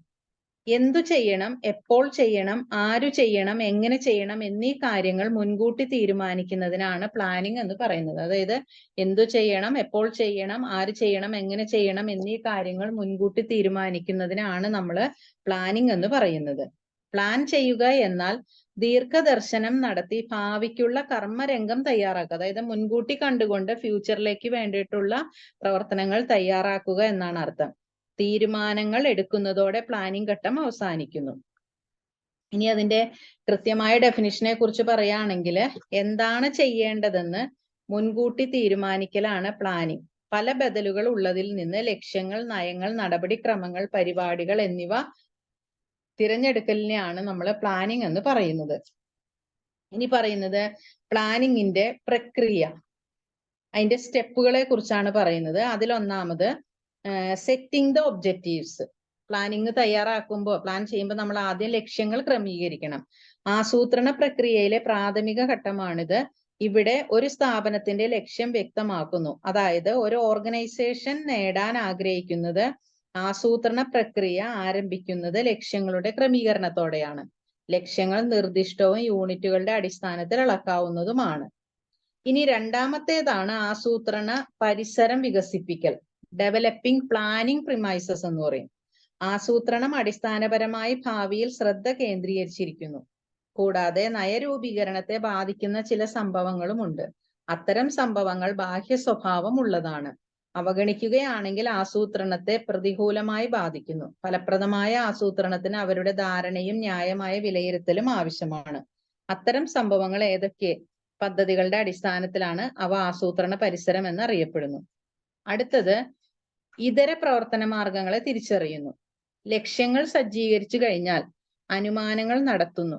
അടുത്ത ഘട്ടം അവരുടെ മേൽ പ്രവർത്തിക്കുക എന്നതാണ്. പ്രവർത്തിക്കാനും ലക്ഷ്യങ്ങൾ നേടാനും നിരവധി മാർഗങ്ങൾ ഉണ്ടാകാം. പ്രവർത്തനത്തിന്റെ എല്ലാ ബദൽ മാർഗങ്ങളും തിരിച്ചറിയണം. ഇനി evaluating alternative course of action. ഇതര പ്രവർത്തന മാർഗങ്ങളെ വിലയിരുത്തുന്നു. ഈ ഘട്ടത്തിൽ കൈവരിക്കേണ്ട ലക്ഷ്യങ്ങളുടെ വെളിച്ചത്തിൽ ഓരോ ബദലിന്റെയും പോസിറ്റീവ്, നെഗറ്റീവ് വശങ്ങൾ വിലയിരുത്തേണ്ടതാണ്. ഓരോ ബദലും ആസൂത്രണ പരിസരവും മൂലധനത്തിന്റെ ലഭ്യതയും കുറഞ്ഞ ചിലവും കുറഞ്ഞ അപകട സാധ്യതകളും ഉയർന്ന വരുമാനവും കണക്കിലെടുക്കുന്നു. ഇനി അഞ്ചാമത്തെ step selecting the best alternative. ഒരു മികച്ച ബദൽ തിരഞ്ഞെടുക്കുന്നു. ഏറ്റവും ലാഭകരമായ പ്ലാനും കുറഞ്ഞ നെഗറ്റീവ് ഇഫക്റ്റുകളും ഉള്ള മികച്ച പ്ലാൻ സ്വീകരിച്ച് നടപ്പിലാക്കുന്നു. അത്തരം സാഹചര്യങ്ങളിൽ മികച്ച ബദൽ തിരഞ്ഞെടുക്കുന്നതിൽ മാനേജറുടെ അനുഭവവും കഴിവും ഒരു പ്രധാന പങ്ക് വഹിക്കുന്നു. ആറാമത്തെ സ്റ്റെപ്പ് ഇംപ്ലിമെന്റിംഗ് ഓഫ് പ്ലാനിംഗ്, പദ്ധതി നടപ്പിലാക്കൽ. മറ്റു മാനേജീരിയൽ പ്രവർത്തനങ്ങൾ കടന്നുവരുന്ന ഘട്ടമാണിത്. ഈ ഘട്ടത്തിൽ പദ്ധതികൾ പ്രവർത്തനക്ഷമമാക്കുന്നതിന് മാനേജർമാർ ജീവനക്കാരുമായി വ്യക്തിഗത ആശയവിനിമയം നടത്തുന്നു. ഈ ഘട്ടത്തിൽ വിഭവങ്ങൾ അനുവദിക്കുക, അധ്വാനത്തിനായി സംഘടിപ്പിക്കുക, യന്ത്രങ്ങൾ വാങ്ങുക എന്നിവ ഉൾപ്പെടുന്നു. ഇനി ഫോളോ അപ്പ് പ്രവർത്തനമാണ്. ആസൂത്രണം നിരന്തരം നിരീക്ഷിക്കുകയും കൃത്യമായ ഇടവേളകളിൽ ഫീഡ്ബാക്ക് എടുക്കുന്നതിനും ഫോളോ അപ്പ് എന്ന് വിളിക്കുന്നു. ഷെഡ്യൂൾ അനുസരിച്ച് പദ്ധതികൾ നടപ്പാക്കുന്നുണ്ടെന്ന് ഉറപ്പാക്കാൻ പദ്ധതികളുടെ നിരീക്ഷണം വളരെ പ്രധാനമാണ്. ലക്ഷ്യങ്ങൾ ഉറപ്പുവരുത്തുന്നതിനായി പതിവ് പരിശോധനകളും ഫലങ്ങളും നിശ്ചിത മാനദണ്ഡങ്ങളുമായി താരതമ്യപ്പെടുത്തുന്നു. ഇനി നമ്മൾ പറഞ്ഞത് പ്ലാനിങ്ങിന്റെ നടപടിക്രമങ്ങളാണ്. ഇനി അതേപോലെ തന്നെ പ്ലാനിങ്ങിന്റെ പരിമിതികൾ, ലിമിറ്റേഷൻസ് ഉണ്ട്. ഒരു ബിസിനസ് സ്ഥാപനത്തിന് പ്ലാനിംഗ് വളരെ പ്രയോജനകരമാണ് എന്നതിൽ സംശയമില്ല. എന്നാൽ വെറും പ്ലാനിംഗ് വിജയത്തിന് ഉറപ്പു നൽകില്ല. പ്ലാനിങ്ങിന് ചില പരിമിതികൾ ഉണ്ട്. അതിലൊന്നാമത്തെ അയവില്ലായ്മ. നയങ്ങൾ, നടപടിക്രമങ്ങൾ, പരിപാടികൾ എന്നിവയെല്ലാം മുൻകൂട്ടി തീരുമാനിക്കലാണ് പ്ലാനിങ്. ജീവനക്കാർ ഇതെല്ലാം തെറ്റിക്കാതെ പാലിക്കണം. വ്യക്തികളുടെ സാമർഥ്യം, മുൻകൈ എന്നിവയ്ക്കെല്ലാം ഇത് തടസ്സമാണ്. പിന്നെ വിശ്വസനീയമായ വിവരങ്ങളുടെ കുറവ്. പ്ലാനിങ്ങിന്റെ വിജയം ശരിയായ സ്ഥിതി വിവര കണക്കുകളെ ആശ്രയിച്ചിരിക്കുന്നു. പിന്നെ ചിലവേറിയത്. ഇത് ചിലവേറിയ ഒരു പ്രക്രിയയാണ്. വിവരങ്ങൾ, വസ്തുക്കൾ, ബദലുകൾ എന്നിവയെ പറ്റി വിവരങ്ങൾ ശേഖരിച്ച് വിശകലനം ചെയ്ത് വിലയിരുത്തണം. ഇതിനെല്ലാം വിദഗ്ധരായവരെ നിയോഗിക്കണം. പിന്നെ പരിമിതമായ ബാധ്യത. സ്ഥിതിഗതികൾ അതിവേഗം മാറുന്ന സ്ഥാപനങ്ങളിലെ പ്ലാനിങ്ങിനുള്ള സാധ്യത പരിമിതമാണ്. പിന്നെ മാറ്റത്തോടുള്ള ചെറുക്കൽ. മിക്ക ആളുകളും മാറ്റങ്ങളെ ഇഷ്ടപ്പെടുന്നില്ല. പുതിയ ആശയങ്ങളോടുള്ള ഈ എതിർ മനോഭാവം പ്ലാനിങ്ങിന്റെ ഒരു പരിമിതിയാണ്. ഇനി ചട്ടങ്ങളും രീതികളും പ്ലാനുകളുടെ ഭാഗമാണ്. ഈ ചട്ടങ്ങളുടെയും രീതികളുടെയും വ്യത്യാസങ്ങൾ, ഡിഫറൻസിനെ കുറിച്ചാണ് നമ്മളോട് ചോദിച്ചിരിക്കുന്നത്. What are the difference between rules and methods? അതായത് നിയമങ്ങൾ എന്ന് പറഞ്ഞാൽ ചെയ്യരുതാത്തവയും ചെയ്യാവുന്നവയുമാണ് നിയമങ്ങൾ. മെത്തേഡ്സ് എന്ന് പറഞ്ഞാൽ ജോലികൾ ചെയ്തു തീർക്കുന്നതിനുള്ള നിലവാരപ്പെടുത്തിയ മാർഗങ്ങളാണ് രീതികൾ. പിന്നെ നിയമങ്ങൾ അച്ചടക്കത്തിന് ഉറപ്പുവരുത്തുന്നു. രീതികൾ പ്രവർത്തനങ്ങളുടെ കാര്യക്ഷമത വർദ്ധിപ്പിക്കുന്നു. നിയമങ്ങൾ നിലവാരപ്പെടുത്തലൊന്നുമില്ല, രീതികൾ നിലവാരപ്പെടുത്തൽ അനിവാര്യമാണ്. നിയമങ്ങൾ വിവേകത്തോടുള്ള ലക്ഷ്യങ്ങളെ അടിസ്ഥാനപ്പെടുത്തിയതാണ്, എന്നാൽ രീതികൾ ഗവേഷണ വിശകലനങ്ങളെ അടിസ്ഥാനപ്പെടുത്തിയിരിക്കുന്നു. നിയമലംഘനത്തിന് ശിക്ഷയ്ക്ക് വ്യവസ്ഥയുണ്ട്, എന്നാൽ രീതികൾ ലംഘിച്ചാലും ശിക്ഷയ്ക്ക് വ്യവസ്ഥയില്ല. വ്യക്തികളുടെയും സംഘങ്ങളുടെയും പെരുമാറ്റ സംബന്ധമാണ് നിയമം, എന്നാൽ നിർവഹിക്കേണ്ട ഭൗതികവും മറ്റുമായ ജോലികളുമായി ബന്ധപ്പെട്ടതാണ് രീതികൾ. നിയമങ്ങൾ നിയന്ത്രണവുമായി ബന്ധപ്പെട്ടതാണ്, എന്നാൽ രീതികൾ നിയന്ത്രണവുമായി നേരിട്ട് ബന്ധപ്പെട്ടതല്ല. നിയമങ്ങൾ ഔദ്യോഗികവും ആധികാരികവുമാണ്, എന്നാൽ രീതികൾ ന്യായമായ യുക്തിസഹമായവയാണ്.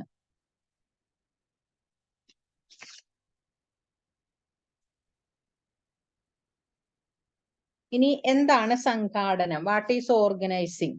എന്താണ് സംഘാടനം എന്നുകൊണ്ട് ഉദ്ദേശിക്കുന്നത്? മാനേജ്മെന്റിന്റെ പ്രധാന ധർമ്മങ്ങളിലൊന്നാണ് സംഘാടനം. നാനാവിധ പ്രവർത്തനങ്ങളെ തിരിച്ചറിഞ്ഞ് യോജിപ്പിക്കുന്ന പ്രക്രിയയാണ് സംഘാടനം. ഒരു പൊതു ലക്ഷ്യം മുൻനിർത്തി ഒന്നിച്ച് പണിയെടുക്കാൻ ജീവനക്കാർക്ക് കഴിവുണ്ടാക്കലാണ് സംഘാടനത്തിന്റെ ലക്ഷ്യം. സംഘടിത ജീവനക്കാരുടെ കൂട്ടായ്മയ്ക്ക് പറയുന്ന പേരാണ് സംഘടന എന്ന്. ഇനി തൊഴിലാളികളുടെ മേൽനോട്ടത്തിന് അധികാരം ആവശ്യമാണെന്ന് പറയുന്നത് എന്തുകൊണ്ട്? ജോലി നിർവഹണത്തിന് അധികാരം ആവശ്യമാണ്. ജോലി നിശ്ചയിച്ച് ഏൽപ്പിച്ചിട്ടുള്ള ജീവനക്കാരന് അധികാരം കൂടി നൽകിയാലല്ലാതെ പ്രസ്തുത ജോലി പൂർത്തീകരിക്കാനാവില്ല.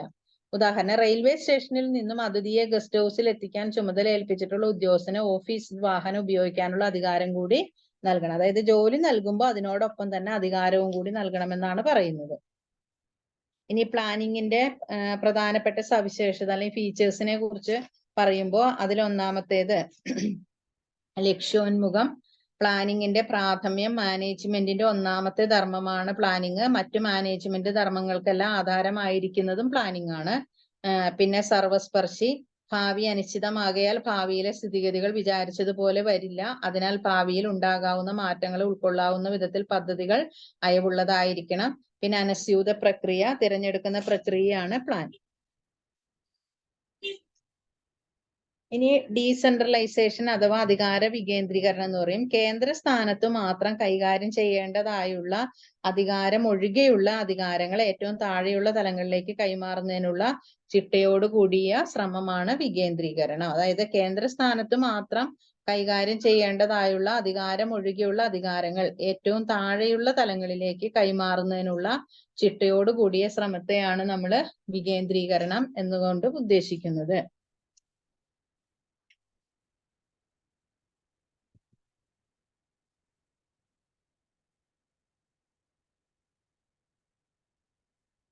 Then next, difference between external planning and internal planning. Planning സങ്കല്പങ്ങൾ ആന്തരികവും ബാഹ്യവുമാകാം. വിൽപ്പന, പ്രവചനം, സ്ഥാപനത്തിന്റെ നിലവിലുള്ള നയപരിപാടികൾ, മൂലധന നിക്ഷേപ നയങ്ങൾ, മാനേജ്മെന്റ്, തത്വശാസ്ത്രം തുടങ്ങിയവ ആന്തരിക സങ്കല്പങ്ങളിൽ പെടുന്നു. സ്ഥാപനത്തിലെ ജീവനക്കാരുടെ കഴിവും ശേഷിയും ഒരു പ്രധാന ആന്തരിക സങ്കല്പമാണ്. ബിസിനസിന്റെ ബാഹ്യ സാഹചര്യങ്ങളിൽ നിന്ന് ഉത്ഭവിക്കുന്നതാണ് ബാഹ്യപരമായ പ്ലാനിംഗ് സങ്കല്പങ്ങൾ. രാഷ്ട്രീയം, സാമൂഹികം, സാമ്പത്തികം, സാങ്കേതികം എന്നീ ശക്തികളിലെല്ലാം ബാഹ്യ സാഹചര്യങ്ങളിൽ പെടുന്നു. ഇനി mention the different steps in organising. ഓർഗനൈസിങ്ങിലെ വിവിധ സ്റ്റെപ്പുകള്. സംഘാടനത്തിന്റെ വിവിധ തലങ്ങൾ വിവരിക്കുക.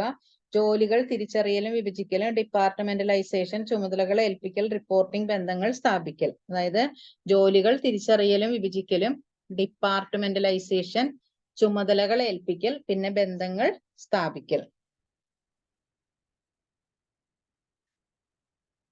ഇനി നിയമങ്ങളെ അല്ലെങ്കിൽ ചട്ടങ്ങളെ പ്ലാനുകളുമായി പരിഗണിക്കുന്നത് എങ്ങനെയെന്നാണ് ചോദ്യം. ഒരു നിശ്ചിത സാഹചര്യത്തിൽ എന്തു ചെയ്യണമെന്നും എന്തു ചെയ്യരുതെന്നും നിശ്ചയിക്കുന്ന അയവില്ലാത്ത പദ്ധതികളാണ് നിയമങ്ങൾ. അവിടെ വിവേചനത്തിന് സ്ഥാനമില്ല. അവ പെരുമാറ്റത്തിനുള്ള അതിർത്തി അഥവാ പരിധിയായി വർത്തിക്കുന്നു. അവ വിട്ടുവീഴ്ചയില്ലാതെ പാലിക്കുക തന്നെ വേണം. സ്ഥാപനത്തിലെ ആരും നിയമത്തിന് അതീതരല്ല. നിയമങ്ങൾക്ക് ഒരു പ്രത്യേക സമയക്രമമില്ല. Okay, dear students, today we will wind up the class.